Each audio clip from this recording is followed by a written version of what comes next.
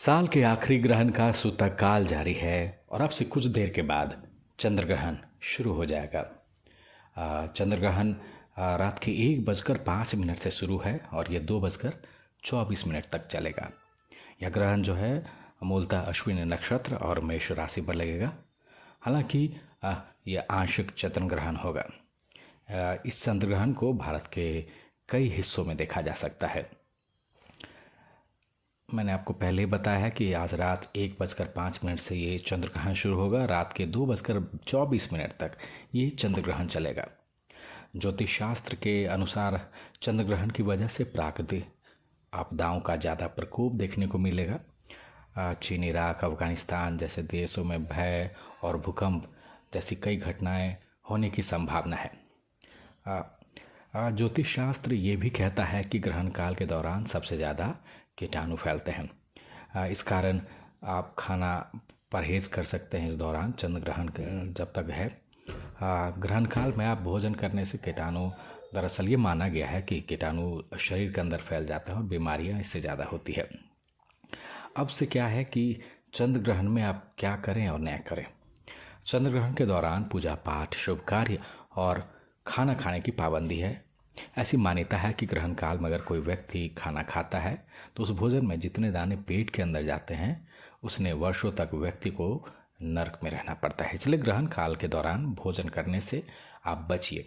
हालांकि बूढ़े, बीमारी और जो बच्चे हैं इनमें छूट दी जाती है। ये पंचांग कहते हैं। ग्रहण के 3 घंटे पहले तक यानी 1 पहर पहले तक आप भोजन कर लगते और ग्रहण जब पूरी तरह से खत्म हो जाए तो स्नान करने के बाद ही भोजन करें। इस बार क्या है कि आप चंद्र ग्रहण से बचने के लिए क्या क्या उपाय कर सकते हैं जिससे कि आपको नकारात्मक छवि नहीं पड़े।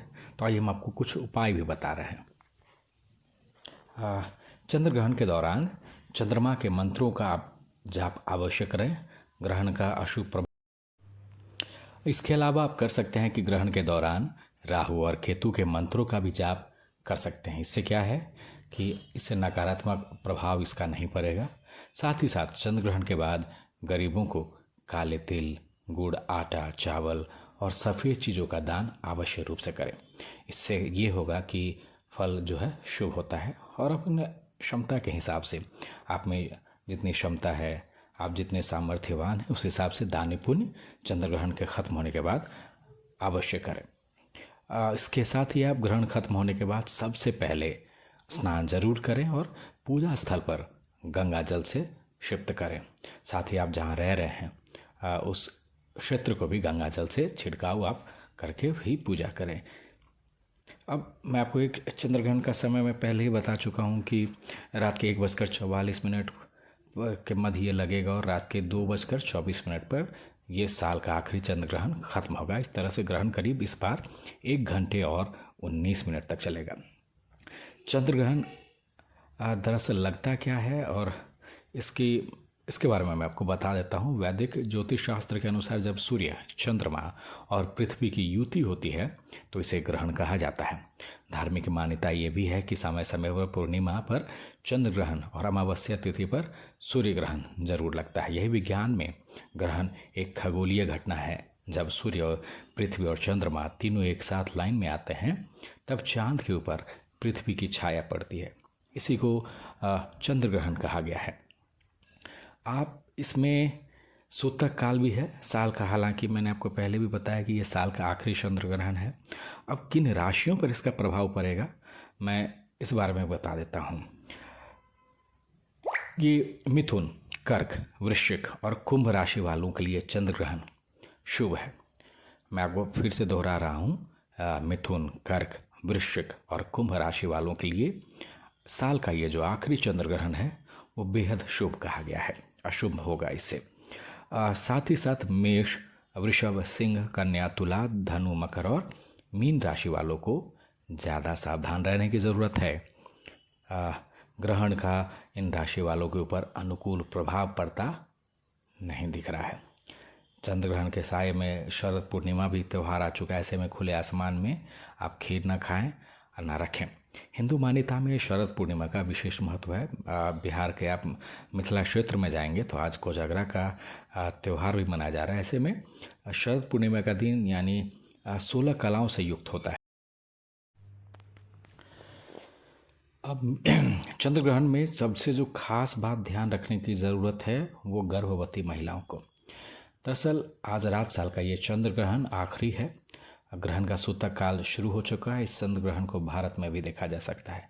ऐसे में सूतक काल का प्रभाव बहुत ज़्यादा रहेगा। चंद्र ग्रहण में गर्भवती महिलाओं को विशेष ध्यान रखने की ज़रूरत है।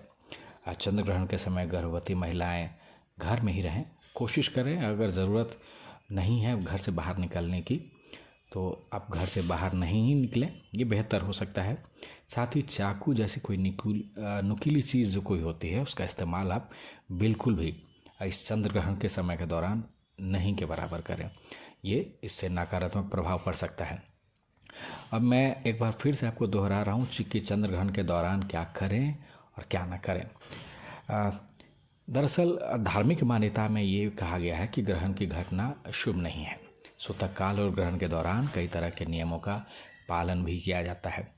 ऐसी मान्यता है कि जब चंद्र ग्रहण लगता है तो उसके अगले 15 दिनों तक इसका बुरा प्रभाव देखने को मिलता है।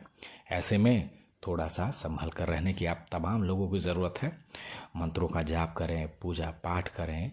चंद्र ग्रहण के दौरान चंद्रमा, शनि, राहु, केतु से संबंधित जो भी मंत्र आपको हैं संभव हैं, अब उसका पाठ अवश्य रूप से करें। अब कितने देर लगेगा चंद्र ग्रहण, ये मैं आपको एक बार फिर से दोहरा रहा हूँ कि ग्रहण करीब रात 1:05 से शुरू हो जाएगा, जो 2:24 तक रात तक रहेगा। इस तरह करीब 1 घंटे 19 मिनट का ये चंद्र ग्रहण है। राशियों के बारे में वो बता चुका हूँ कि किन किन राशियों को क्या फ़र्क पड़ेगा, किन राशियों को नकारात्मक छवि पड़ेगी। तो इस लिहाज से एक ख़ास बात मैं आपको बता रहा हूँ कि चंद्र ग्रहण लगने में अभी वक्त है। तो चंद्र ग्रहण लगने का सूतक काल जो शाम 4 बजे से शुरू हो चुका है ऑलरेडी। ऐसे में उससे पहले खाने पीने में जो भी चीज़ है उसमें तुलसी के पत्ते या कुछ डाल दें और मंदिर के जो भी कपाट तपाट है वो बंद कर दें। और आप कभी भी जाएं, आप किसी भी चैनल, टीवी चैनल पर देखें, कहीं भी जाके देखें तो आप देखेंगे कि वहाँ हरिद्वार से हर की ऐसे में आप देख सकते हैं कि खाने पीने की चीज़ों में आप पहले तुलसी की पत्ती या कुछ डाल दें और मंदिर के कपाट, चाहे घर में रहें या कहीं भी बाहर रहें, उसको अवश्य रूप से बंद कर दें।